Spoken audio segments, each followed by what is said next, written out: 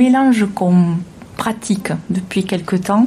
On fait un mélange de cultures, donc avec du pois fourragé, de la veste commune, de la navette et de la fèverolle. Ça, c'est le mélange qu'on met, le mélange d'hiver.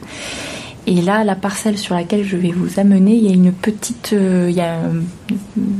plante qui a décidé de se ressemer, c'est-à-dire la lentille. Donc voilà, parce que souvent, quand on ramasse, on en laisse toujours. Vu le temps qu'il a fait avec cette sécheresse, elle a mis beaucoup de temps. Et quand on a préparé la terre pour les couverts, on a mis à lever. Sortie, quoi. Voilà, exactement. Incroyable. Donc c'était magnifique. On s'est dit peut-être que jusqu'au bout, elle va se.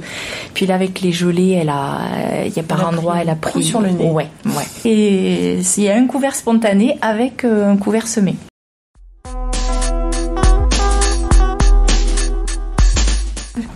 On a à peu près 140 hectares en bio.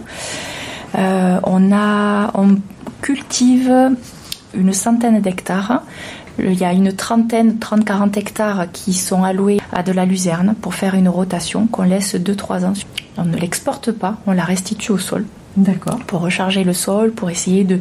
C'est à la fois une manière de gérer le salissement de certaines parcelles et à la fois une manière aussi de recharger le sol, de le laisser tranquille et en plus d'y remettre de la matière organique, donc du coup qui vient de la lucerne. Les autres 100 hectares, on a une grande diversité, ça a toujours été ça sur la ferme, en sachant que j'ai repris la ferme de mon papa qui était travaillé en agriculture de conservation avant. Il s'était construit un semoir semi-direct, donc l'idée pour lui était de ne quasiment pas toucher le sol, du coup de préserver vraiment la vie du sol et de faire des couverts et donc de semer dans du vivant.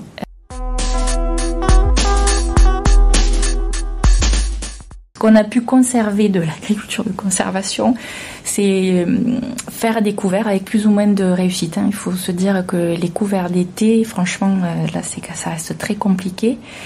Donc là où on a une action un peu plus, avec un peu plus de succès, c'est les couverts d'hiver. Et ça a de l'importance sur la ferme parce que voilà, historiquement, du coup, il y a vraiment cette pratique du couvert qui avait été mise en place par mon papa. Je suis convaincue de l'utilité et de faire des couverts. Après, on a la réalité où ça marche pas toujours, soit un contexte climatique, soit tout un tas de choses.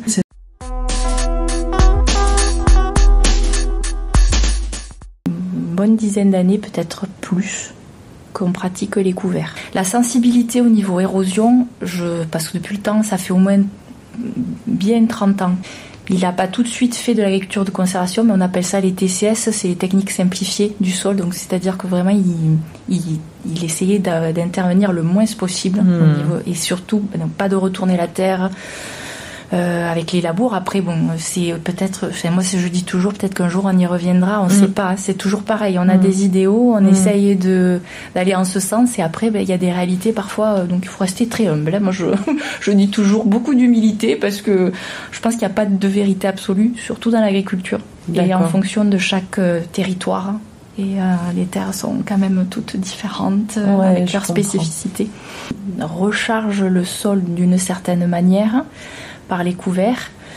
Et je pense qu'il faut être convaincu pour les pratiquer, parce que c'est vrai que comme on n'a pas d'élevage du coup, on est dans un système où il y a au niveau du captage d'azote et tout ça, c'est vrai on espère et on le fait parce qu'on pense que c'est bon et que le fait qu'il n'y ait pas d'élevage, il faut bien à un moment donné quand même, on ne peut pas laisser la terre nue comme ça, sans rien, en faisant que gratter et exporter, il faut quand même à un moment donné...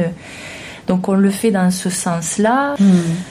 Donc on fait avec des mélanges d'espèces pour essayer que ça réussisse le mieux. On a fait plusieurs essais. La fèverolle, je sais que ça c'est quelque chose qui a toujours, dès qu'il a pu le pratiquer, il l'a pratiqué. Et là on en vient à des mélanges vraiment d'espèces au niveau du couvert pour être sûr que il y a une vraie couverture. Et après, on est aussi tout à fait ouvert au couvert spontané. C'est-à-dire que nous, on a une parcelle là qui est avec une problématique régras. Le régras participe à notre couvert d'hiver. De toute façon, ça structure bien la terre. Elle est là, il vient spontanément. Donc à un moment donné, plutôt que de lutter contre, il participe aussi. Il y a ce mélange-là de couvert spontané ou de la culture précédente qui se ressème du coup. Avec les herbes, les plantes qui sont là.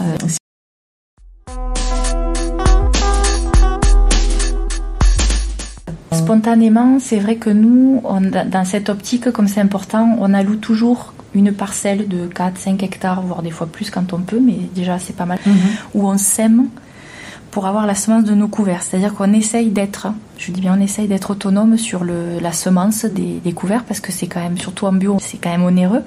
Donc on essaye d'allouer une parcelle ou voilà pour avoir notre propre semence. Ça ne marche pas toujours. Là on a dû lever 3 hectares qui étaient alloués pour faire de la semence et ça n'a pas fonctionné. Donc on a tout levé pour semer autre chose. D'accord. Donc on sait qu'on aura de l'achat. Donc il y a un budget aussi, achat semence de couverts. Il faut l'avoir à l'esprit parce que normalement dans l'agriculture on met en terre pour pouvoir rentrer de l'argent. Là, c'est une autre manière de réfléchir.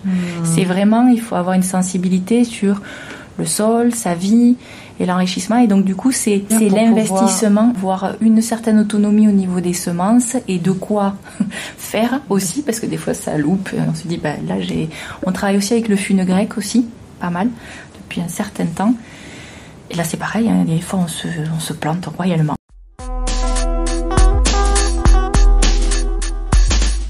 De manière générale, pas terrible. Même là, je vois au niveau de la navette, de manière générale, elle s'est fait, je pense, manger. Enfin, c'est ce qu'on en a conclu, parce qu'il y a très peu de pieds par rapport à ce qu'on a semé. Il y a très peu de pieds.